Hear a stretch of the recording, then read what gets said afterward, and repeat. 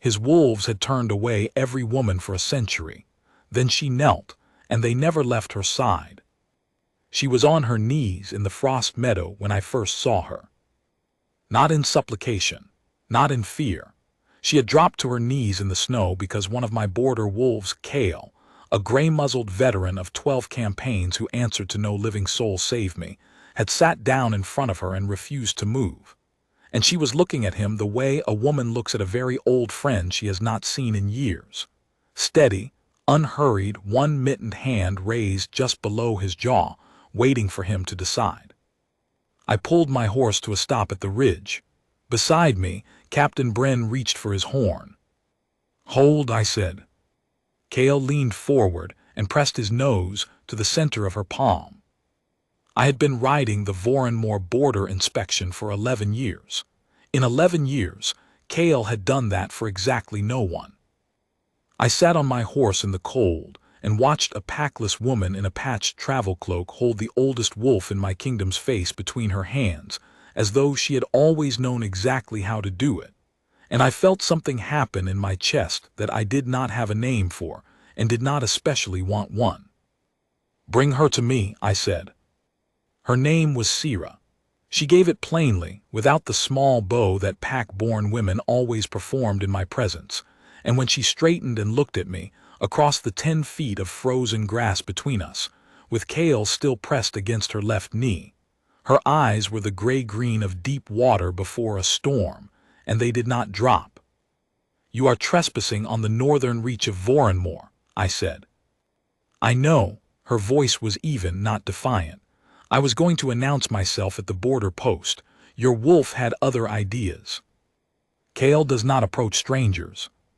She glanced down at Kale, who was watching me with what I can only describe as mild reproach. He seems to have revised that. I studied her. Travel-worn cloak, good boots, a large satchel tooled with the small running wolf symbol of no pack I had ever seen, which meant she had sewn it herself, a mark of someone who belonged nowhere and to no one. No pack mark on her wrist, no escort.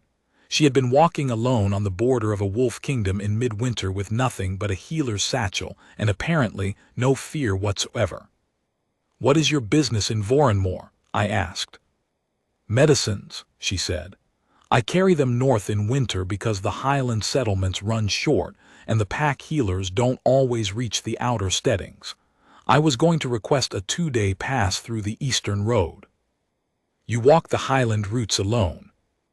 "I do." "That is either very brave or very foolish." She considered this with the seriousness of someone who had genuinely not thought about it in some time. "Probably both," she said. "Most things worth doing are." Kale made a sound in his throat, low, approving, and leaned harder against her knee. I looked at my border captain. He was watching the wolf with an expression I recognized. The particular careful blankness of a man who has just seen something he cannot explain and has decided not to try. I should have given her the road pass and sent her on her way. I knew that even then. "You will stay in the keep tonight," I said. "The Eastern Road is ice-locked until morning. Captain Bren will see you to the guest quarters." She did not argue. She looked once more at Kale. Some private communication passed between them that I was not party to, and then she picked up her satchel and followed my captain. Kale watched her go. Then he turned to look at me with those old amber eyes, and I had the distinct and unnerving impression that he was waiting to see what I would do next. "Don't," I said to him. He turned and padded after her. I did not sleep well. This was not unusual. I had not slept well in years. Ruling Voronmore was a kingdom-sized weight, and it had a way of sitting on a man's chest in the quiet hours. But that night it was not the kingdom's ledgers that kept me awake. It was a sound I could not place, low, rhythmic, coming from the corridor outside the guest quarters, until I recognized it at last as Kale's breathing. The old wolf was sleeping across the doorway. He had not slept anywhere but the deep den in 6 years. I lay in the dark and stared at the stone ceiling and told myself this was an anomaly. Old wolves behaved strangely sometimes. It meant nothing. By morning, 3 more wolves had joined him. I found out because my steward came to me at first light with the expression of a man delivering news he does not fully understand. "My lord," he said carefully, "there are 4 wolves in the corridor outside the east guest room." "I know. They are's not moving."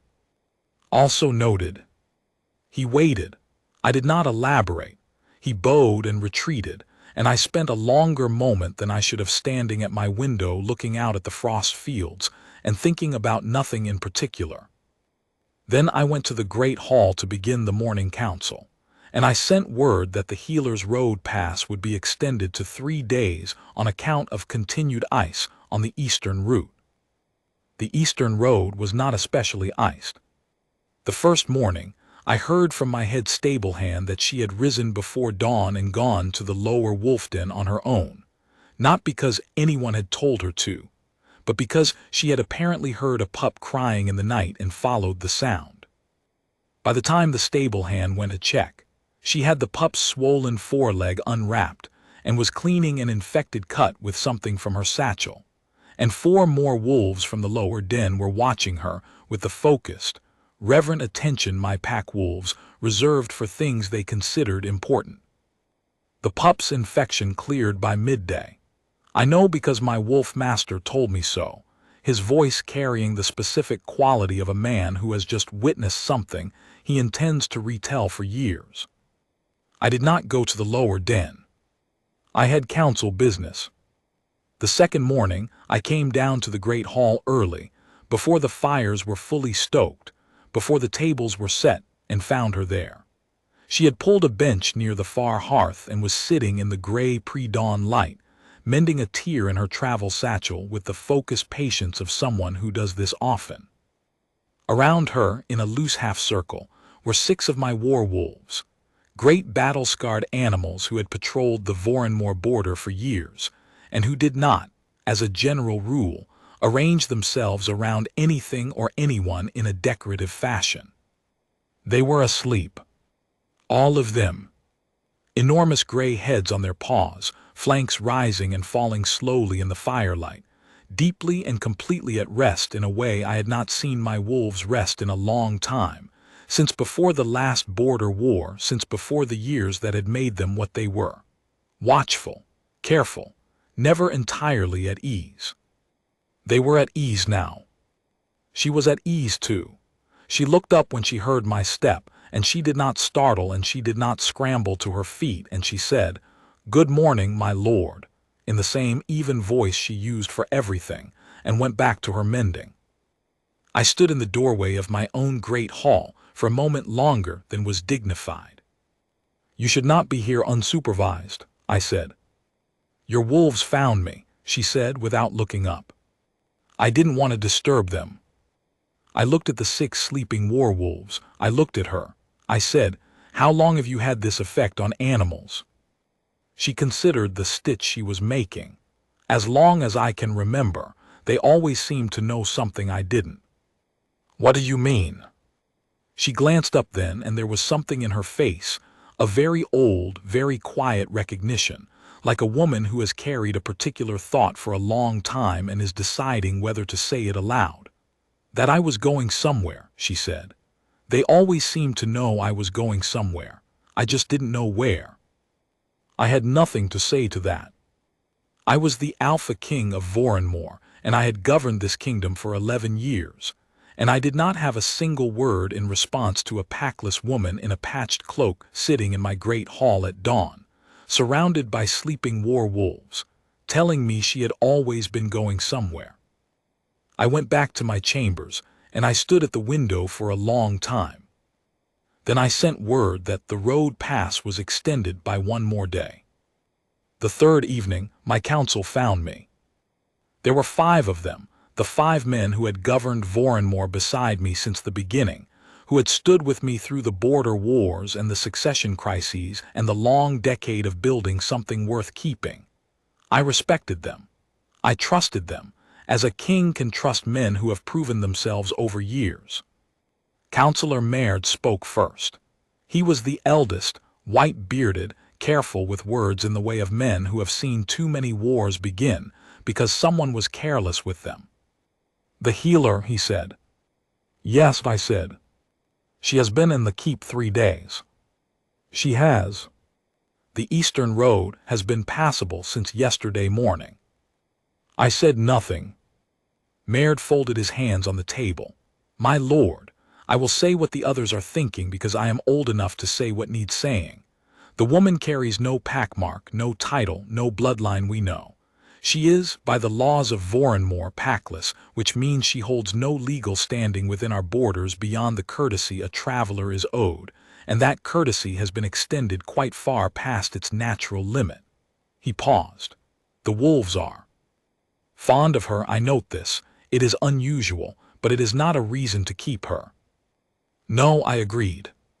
"She should be released tomorrow, given her road pass and whatever provisions she needs for the eastern route, and sent on her way." I looked at my hands on the table, the right one in particular. There was nothing there, no mark, no sign, no visible change. But for 3 days, when I was anywhere near her, something happened in that hand. A warmth that started at the center of my palm and moved up my wrist. Not pain. Something else. Something I had heard described once long ago by my father, who had ruled Voronmor before me, and who had found his fated mate when he was 23, and had never, in all the years I knew him, been entirely able to explain what it had felt like. "A pull," he had said.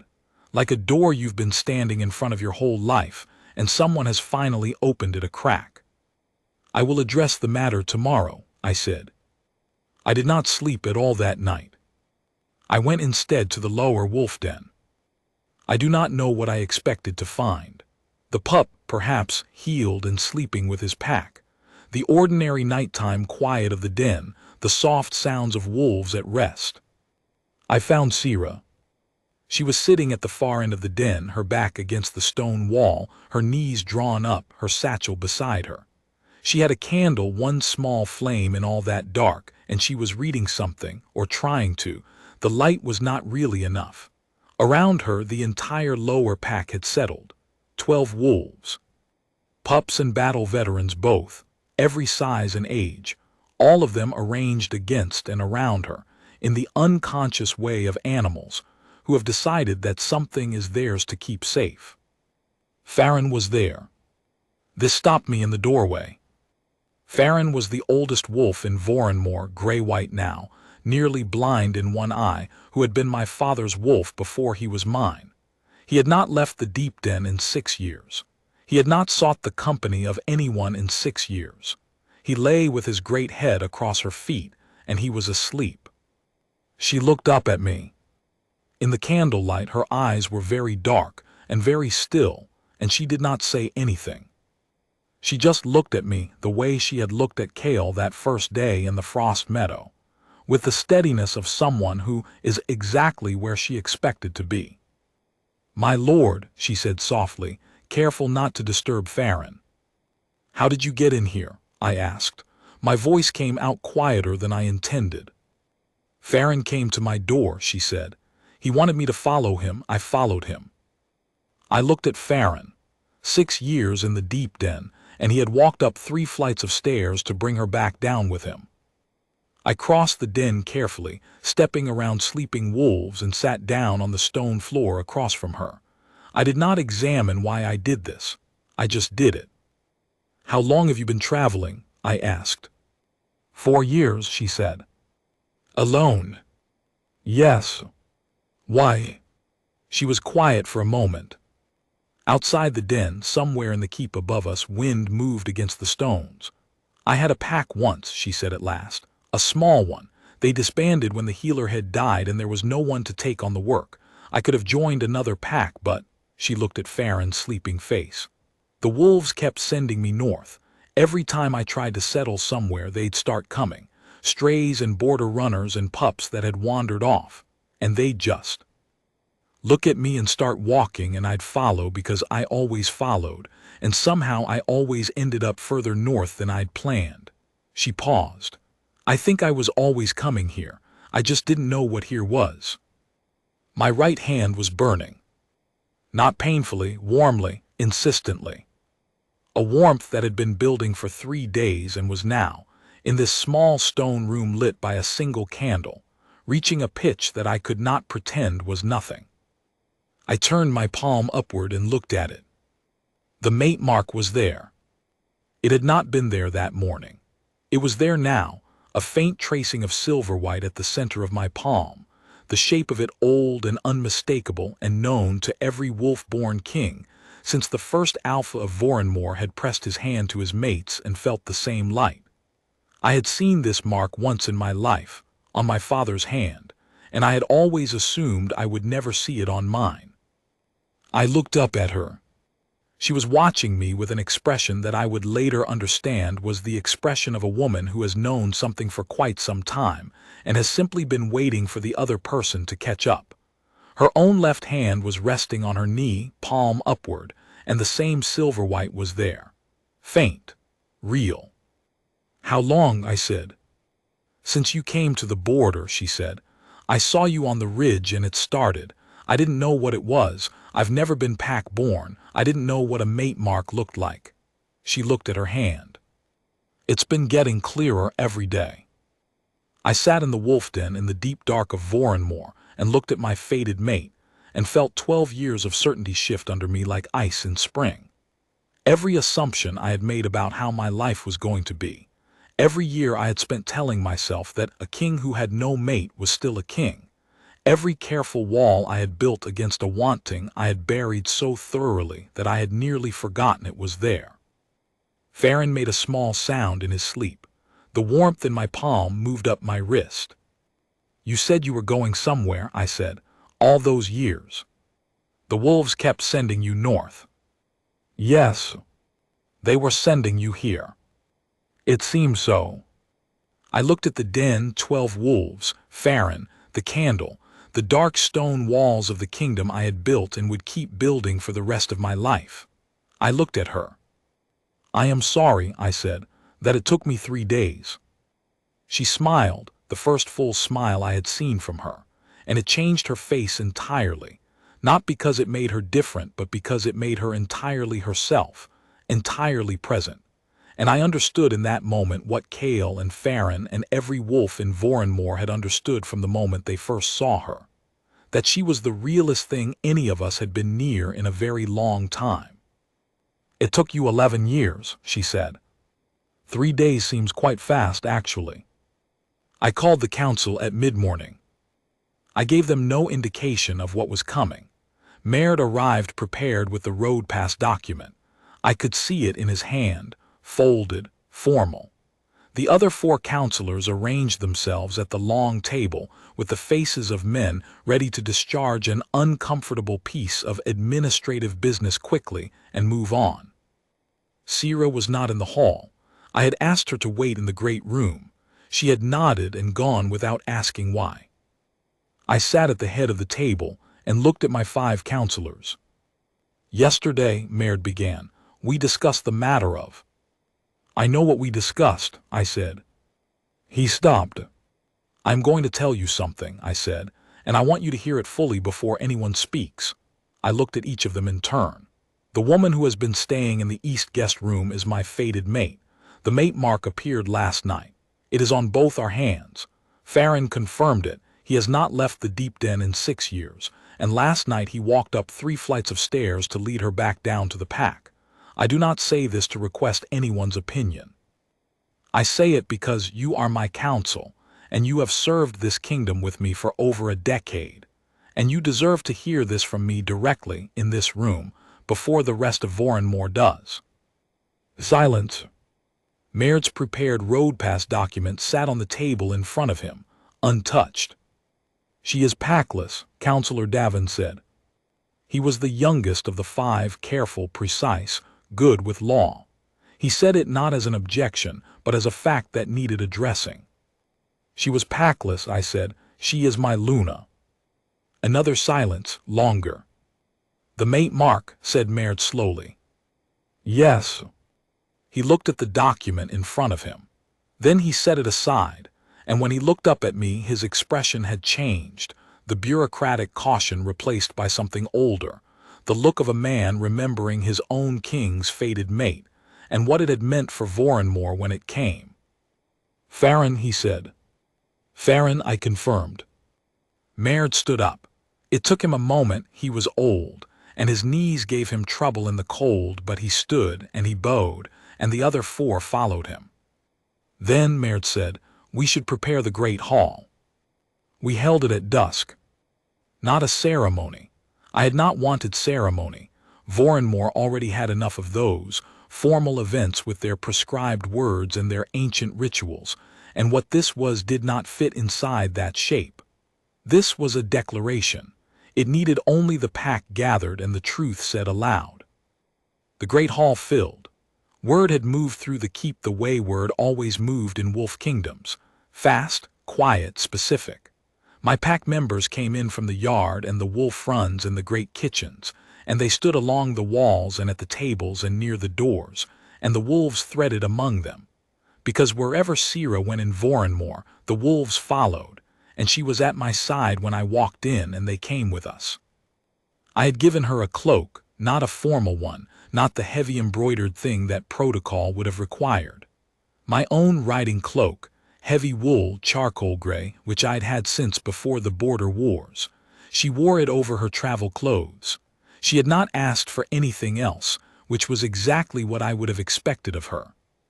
We stood at the front of the hall, she and I, with Kale at her left knee and Farron moving slowly, with the dignity of extreme age at my right. I looked at my pack. "Voronmor has operated for 11 years without a Luna," I said. My voice carried in the stone hall without effort. I had been making it carry in rooms like this since I was 20 years old. I had made my peace with this. I had concluded, not without evidence, that the fated bond was something my father's generation had been fortunate in, and that I was unlikely to be. I paused. I was wrong.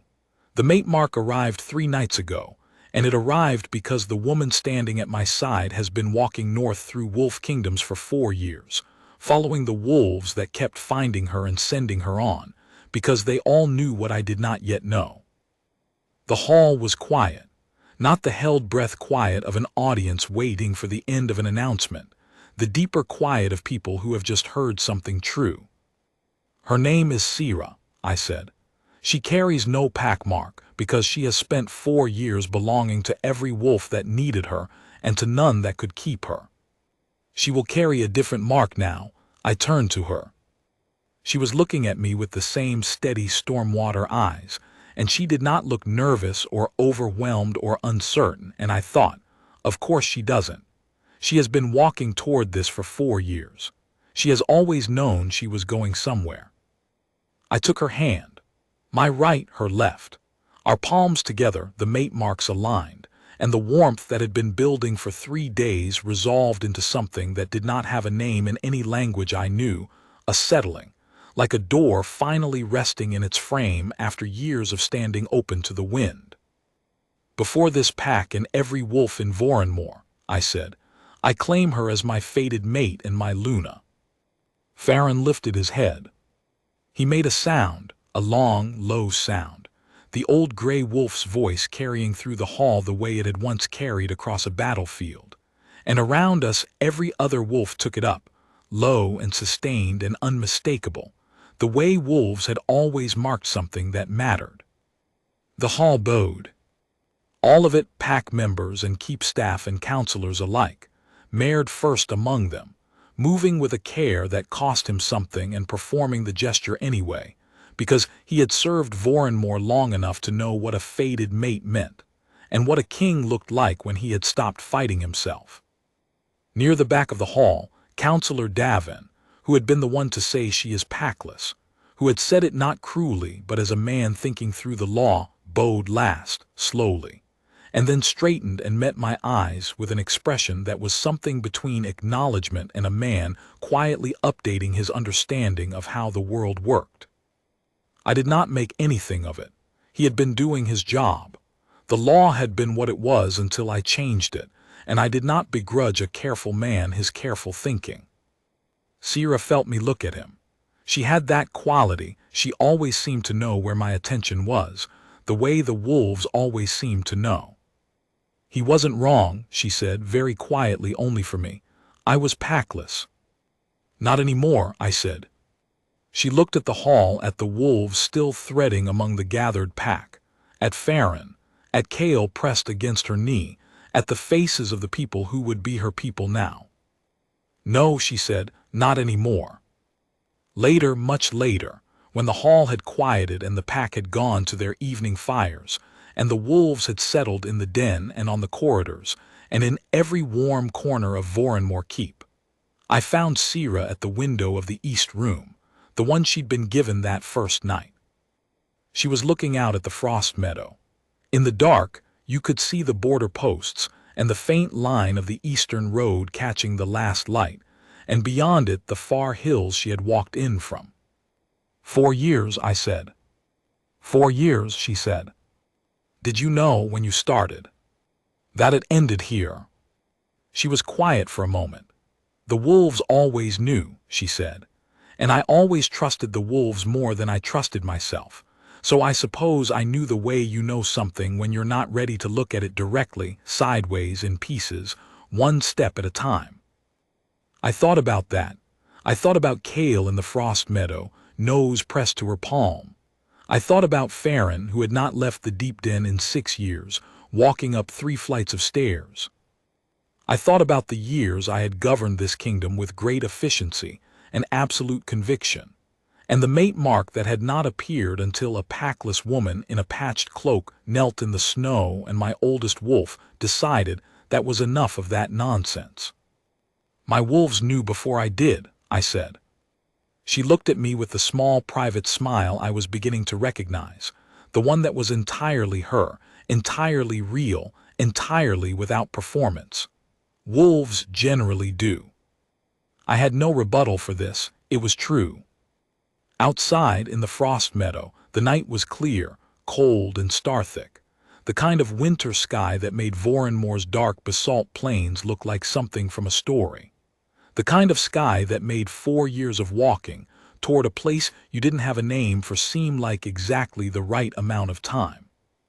She leaned slightly against my arm, not seeking, not dramatic, simply settling, the way she settled things, completely without fuss. I did not move. I stood at the window of my keep and looked out at the kingdom I had governed alone for 11 years, and I felt something in my chest that I would have called dangerous once before I learned better. It was not dangerous. It was just the door, resting in its frame at last. Sira was my Luna. Voronmore was her home, and the wolves who had always known before either of us did were already asleep.